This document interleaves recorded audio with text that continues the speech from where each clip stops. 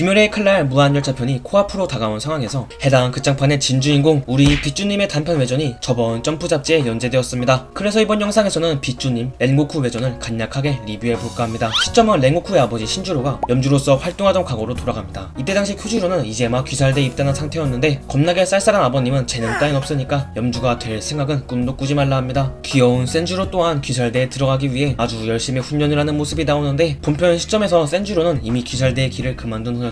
탄지로에게 많은 연습을 해왔다 라고 언급만 꺼냈던 센주로의 모습을 이렇게 외전에 담은 듯 하네요. 센주로는 귀살대에 입단한 형 쿄주로를 향해 형처럼 강해지고 싶다는 얘기를 합니다. 그 말을 들은 쿄주로는 잠시 선별시험 당시의 일을 회상하죠. 시험 당시 쿄주로에 의해 목숨을 건진 한 소년이 있었으니 그 소년 또한 쿄주로처럼 강해지고 싶다는 말을 건넵니다. 하지만 함께 힘내자 라는 말을 쿄주로는 머뭇거리다 꺼내는 모습을 보여주는데요. 이는 그 소년이 금방이라도 죽을 것 같은 느낌이 들었기 때문이었으며 이 묘한 감각을 경험한 쿄주로는 염주의 꿈은 꾸지도 말라는 아버지의 훈수질이 사실은 소중한 사람을 잃고 싶지 않아서 에서 비롯된 게 아닐까라고 생각합니다. 본편에서 쿄주로가 세상을 떠난 뒤 울부짖는 신주로의 모습은 그것이 사실이란 걸 증명해주죠. 이후 쿄주로는 기살대의 첫 임무를 하러 나섭니다. 근데 첫 임무부터 혈기술을 부리는 고난이도의 오니를 만나죠.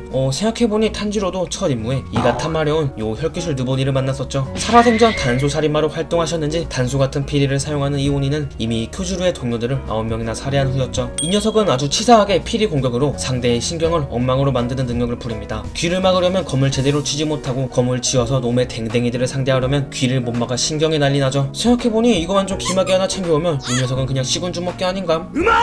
그런데 어째서인지 귀를 막지 않은 큐주로는 멀쩡했으며 검을 쥐어 화끈한 화염의 호흡으로 놈을 상대합니다. 아버지의 고된 훈수질로 재능에 대해 고민하던 큐주로, 그러나 희생된 동료들의 모습을 보며 재능의 유무는 상관없이 누군가를 지키기 위해 싸우는 것 자체가 가치 있다는 걸 다시 한번 깨닫게 된 큐주로는 자신의 신념을 굳게 정하고 피리오니의 목을 베는데 성공합니다. 알고 보니 큐주로는 죽어가던 동료들이 마지막 손짓으로 알려준 정보로 녀석의 능력을 미리 파악할 수 있었으며 때문에 미리 자신의 고막을 찢었던 것이었습니다. 와, 아무리 그래도 고막을 찢는 선택이라니 정말 대단하네요. 사람들을 지키기 위해 자신의 목숨을 기꺼이 희생한 동료들을 향해서 큐주로는 나도 언젠간 너희 같은 훌륭한 사람이 되고 싶다 라는 독백을 꺼내고 외전은 마무리됩니다. 이렇게 짧은 외전이었지만 꽤나 많은 내용들을 배울 수 있었습니다. 큐주로가 평소에 목소리가 뜬금없이 크고 가끔씩 이름도 들리게 부르던 이유가 바로 이 당시 입었던 고막의 상처 때문이라는 걸 알 수 있었고, 형을 본보다 귀살대에 들어가기 위해 연습하던 센주리의 모습도 담아있었죠. 또한 첫 임무에서 다잡은 큐주로의 각오와 신념들이 후에 무한열차편에서 탄지로 일행을 향한 전원으로 이어진다는 것도 확인할 수 있습니다. 큐주로의 미래를 알고 보는 외전이라서 뭐랄까 너무 안타까웠습니다. 이렇게 매력적인 캐릭터를 일찌감치 하차시켰다는 게 아쉽더라고요. 필요 먹으라고 작가. 무튼 이제 우리에게 남은 것은 그 짱판에서 다시 한번 대활약을 하실 빗주님의 모습뿐이네요. 그 짱판 빨리 보고 싶습니다. 감사합니다.